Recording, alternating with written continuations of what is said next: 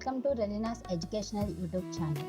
ఈ వీడియోలో నేను మీకు ఫస్ట్ ఇయర్ అకౌంటెన్సీలోని బేసిక్స్ అండ్ వాటి యొక్క అకౌంటింగ్ టర్మ్స్ అండ్ అకౌంటెన్సీ యొక్క అడ్వాంటేజెస్, డిసడ్వాంటేజెస్ ఎక్స్ప్లెయిన్ చేస్తాను. ఫస్ట్ మనకి అకౌంటెన్సీ అంటే book keeping plus accounting. And మనకి అడ్వాంటేజ్ ఆఫ్ అకౌంటింగ్లోకి వచ్చేస్తే మనకి టోటల్ 6 అడ్వాంటేజెస్ ఉంటాయి. Replacement of memory, net result of business operations, ascertainment of financial position, decision making. ఇక్కడ మనకి డెసిషన్ మేకింగ్ అనేది క్రూషియల్. ఎందుకంటే మనం ఏదైనా ఒక ఫర్మ్ లేదా ఒక బిజినెస్ మనం కనుక స్టార్ట్ చేస్తున్నాము అంటే ఆ బిజినెస్ మనకి లాస్లో నడుస్తుందా, ప్రాఫిట్లో నడుస్తుందా అని తెలుపుతుంది ఈ అకౌంట్స్ అనేది. మనం అకౌంట్ ప్రిపేర్ చేస్తేనే కదా మనం రన్ చేస్తున్న బిజినెస్ లాస్లో వెళ్తుందా, ప్రాఫిట్లో వెళ్తుందా తెలుస్తుంది. తెలియడం వల్ల మనకి లాస్లో వెళ్తుంది అన్న డౌట్ వస్తే మనం ఇంకొన్ని మన బిజినెస్ ఇంకా ఎంత ఇంప్రూవ్ చేస్తే మనకి ప్రాఫిట్ వస్తుంది, మనం లాస్లోకి వెళ్లకుండా ఉంటాము అనేది తెలుస్తుంది. అండ్ కింద వచ్చేసరికి మనకి permanent and reliable records. And లాస్ట్ది కంట్రోల్ ఓవర్ అసెట్స్. మన అసెట్స్ మీద మనకి కంట్రోల్ ఫుల్గా ఉంటుంది. ఇవి ఈ 6 పాయింట్స్ వచ్చేసరికి మనకి advantage of accounting. And disadvantage of accounting వచ్చేసరికి రికార్డ్స్ ఓన్లీ మానిటరీ ట్రాన్సాక్షన్స్. అంటే కేవలం ఈ అకౌంటింగ్ అనేది మానిటరీ ట్రాన్సాక్షన్స్ మాత్రమే రికార్డ్ చేస్తుంది. అండ్ సెకండ్ పాయింట్ వచ్చేసరికి హిస్టారికల్ ఇన్ నేచర్. అంటే మనకి ఆల్రెడీ ట్రాన్సాక్షన్ అయిపోయిన ఏవైతే మనం ఆల్రెడీ ప్రీవియస్లో ట్రాన్సాక్షన్ చేసేసామో ఆ రికార్డ్స్ని మాత్రమే ఇది కంటైన్ చేస్తుంది. మనకి ఫ్యూచర్లో మనం ఇది పే చేయాలి, ఇంత అమౌంట్ మనం పే చేయాలి అన్న ట్రాన్సాక్షన్ ఏమి ఇది క్యారీ చేయదు. అండ్ థర్డ్ వచ్చేసరికి price level changes are not considered. మనం తీసుకునే ఏదైనా ఒక ప్రోడక్ట్కి అది ప్రైస్ అనేది ఇంక్రీజ్ అయిన, ఫ్యూచర్లో తగ్గినా అది అసలు పట్టింపే ఉండదు మనకి ఇక్కడ ఈ disadvantage of accounting. And last point వచ్చేసరికి ప్రాబ్లమ్ ఆఫ్ విండో డ్రెస్సింగ్. ఇది చాలా important. Problem of window dressing అనేది మనం అకౌంట్స్ ప్రిపేర్ చేసేటప్పుడు మనం తారుమారు కూడా చేయొచ్చు అకౌంట్స్ని. అంటే లాసెస్లో ఉన్న బిజినెస్ని అది ప్రాఫిట్స్ వస్తున్నాయి, ఈ బిజినెస్ ఫుల్గా ఉంది అని తెలిసేలాగా మనం అకౌంట్స్ని మార్చి రాయొచ్చు. దాన్నే మనం ప్రాబ్లమ్ ఆఫ్ విండో డ్రెస్సింగ్ అంటాం. ఇప్పుడు మనకి ఈ ఫస్ట్ దానిలో advantage of accounting and disadvantage of accounting ఈ రెండు కంప్లీట్ చేస్తాం. Next accounting terms, basic accounting terms. ఈ బేసిక్ అకౌంటింగ్ టర్మ్స్ వచ్చేసరికి మనం ఏదైతే ఇప్పుడు సమ్స్ చేస్తే వాటిలో మనం ఈ టర్మ్స్ అనేవి యూజ్ చేస్తాము. అంటే ఈ పదాలు మాత్రమే యూజ్ చేస్తాము. ఇప్పుడు మనం ఫ్యూచర్లో చేసే జనరల్ ఎంట్రీస్కి అయినా, లెడ్జర్కి అయినా, బ్యాలెన్స్ షీట్కి అయినా, ట్రిపుల్ కాలమ్ క్యాష్ బుక్ అయినా వీటన్నిటికి కూడా మనం కేవలం ఈ టర్మ్స్ మాత్రమే యూజ్ చేస్తాము. వీటిని బేసిక్ అకౌంటింగ్ టర్మ్స్ అంటారు. ఫస్ట్ది అకౌంట్ అనేది ఏంటి? మనం ఏదైనా ఒక ట్రాన్సాక్షన్ జరిపాము అంటే, ఏదైనా ఒక పర్సన్కి మనం ఇంత ట్రాన్సాక్ట్ చేసాము అంటే మొత్తం ఆ సమ్మరీ మొత్తం మనకి చూపించేదాన్ని అకౌంట్ అంటారు. నెక్స్ట్ అకౌంటింగ్ ఎంట్రీ, అదొక financial record of financial transaction. And ఈ ట్రాన్సాక్షన్స్ అనేవి ఎక్కడైతే మనీ ఇన్వాల్వ్ అయ్యి ఒక పర్సన్ నుంచి ఇంకొక పర్సన్కి మనం ట్రాన్స్ఫర్ చేస్తున్నామో దాన్ని మనం ట్రాన్సాక్షన్స్ అంటాం.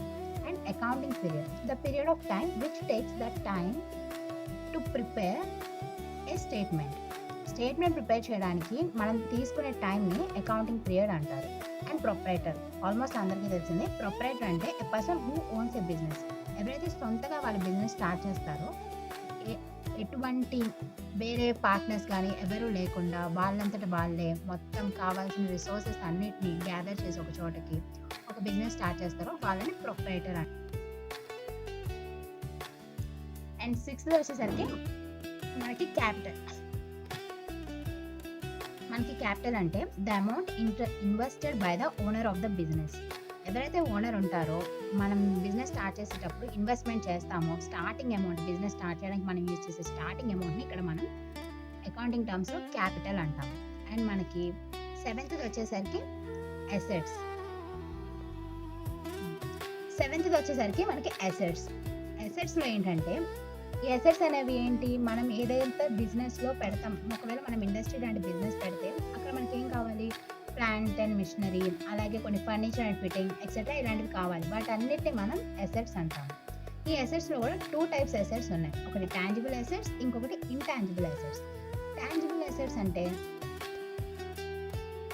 మనకి టాంజిబుల్ అసెట్స్లో ఎగ్జాంపుల్గా చూస్తే మనకి plant and machinery, cash etcetera. అంటే ఏంటంటే మనకి ప్లాంట్ అండ్ మిషనరీ అంటే మనం ఏదైనా ఒక వాటర్ ప్యూరిఫైయర్ ఆరానే పెట్టాం మనం, వాటర్ ప్లాంట్. దానిలో మనకేం కావాలి? ఆహ్,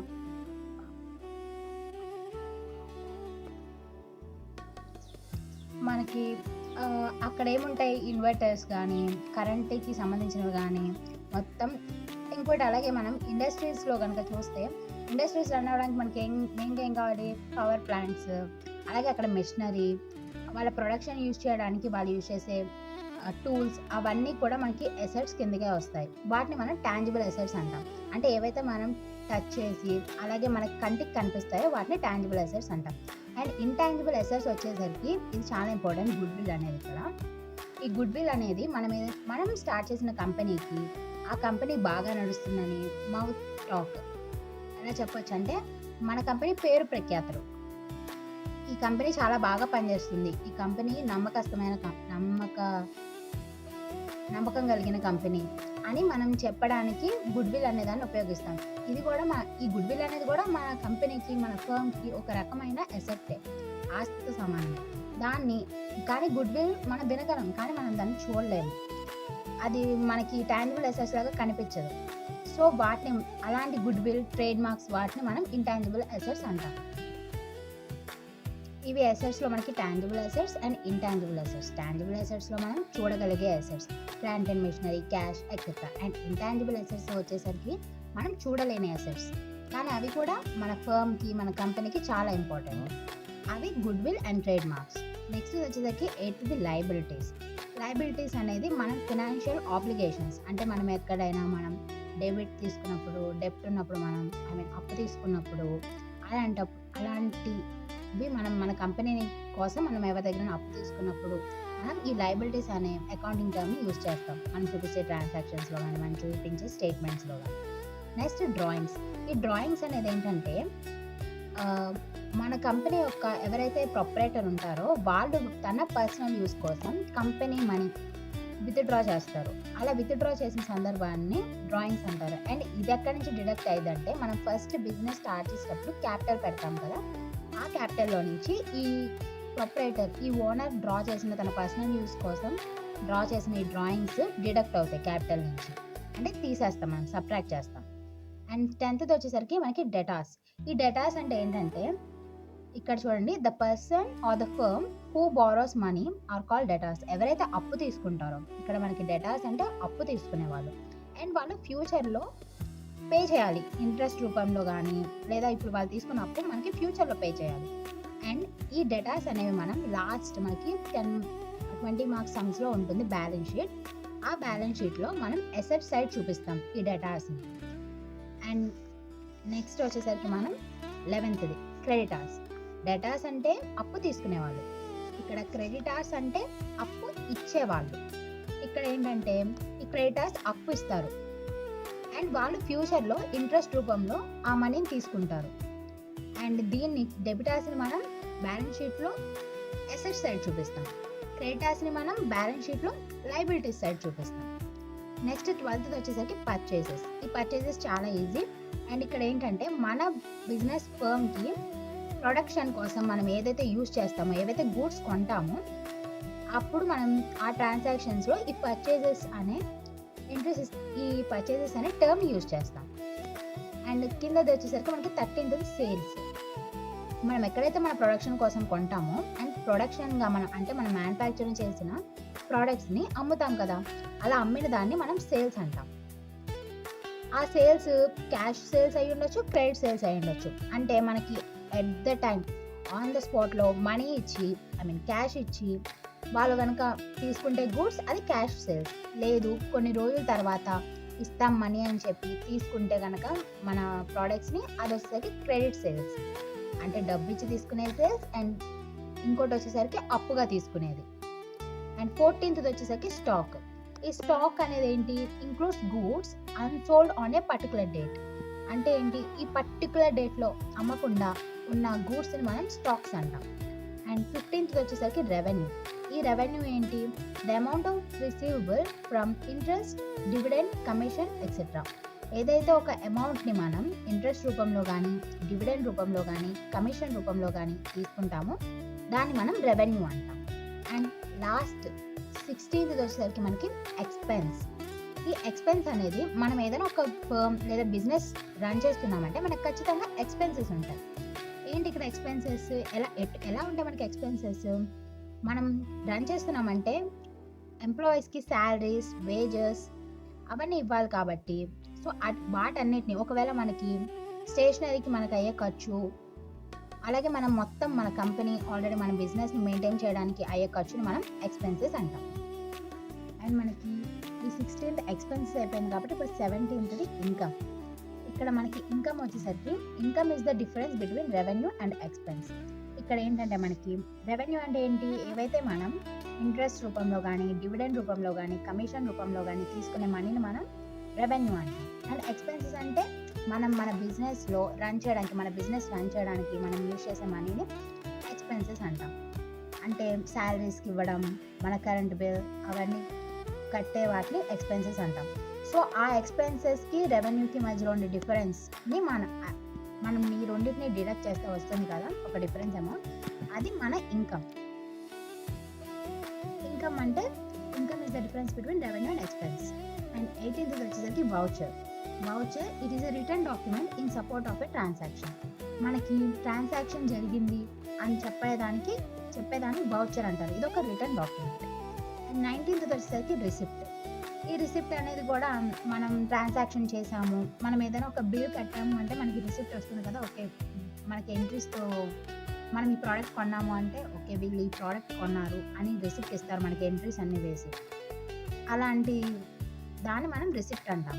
అండ్ కిందకి వచ్చేసరికి మనకి పెర్ఫార్మ్ అనమాట. అంటే ఎటు సైడ్ డెబిట్ ఉంటుంది, ఎటు సైడ్ క్రెడిట్ ఉంటుంది అని.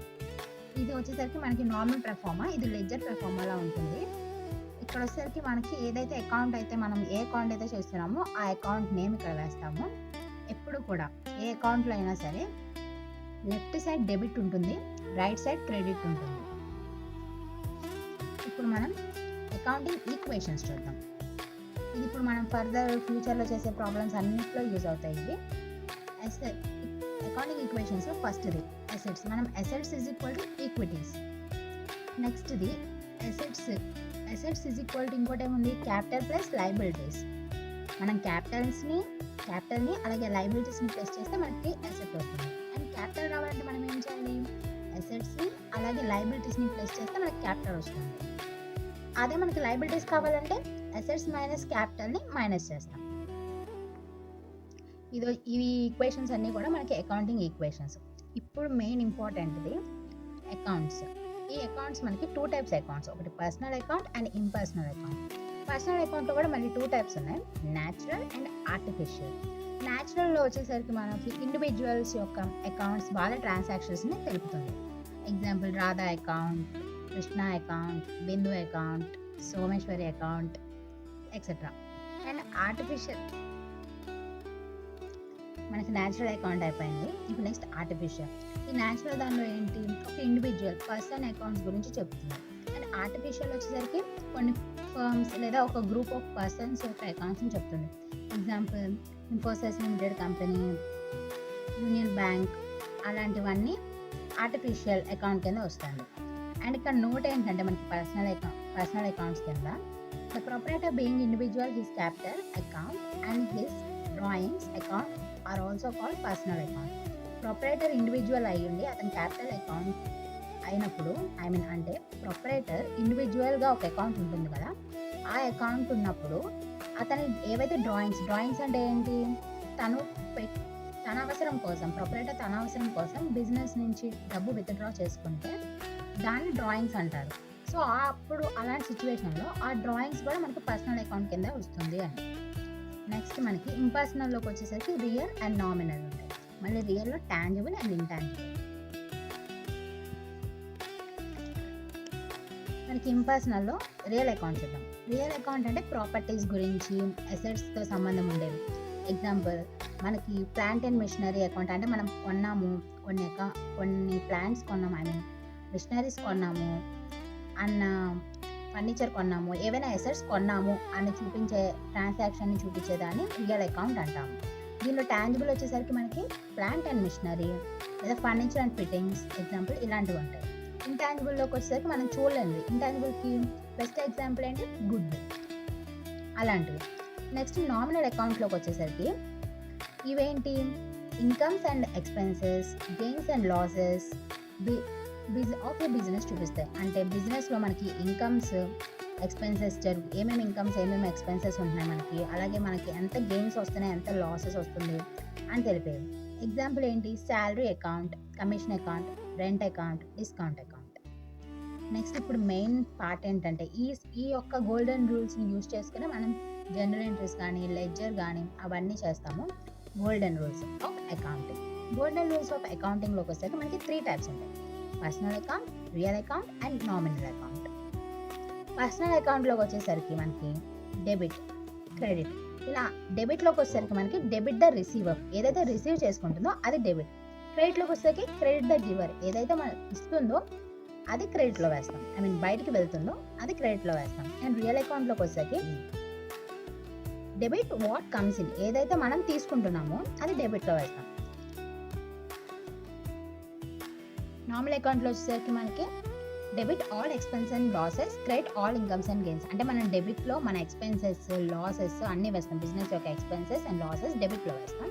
క్రెడిట్లోకి వచ్చేసరికి ఆల్ ఇన్కమ్స్ అండ్ గెయిన్స్ వేస్తాం.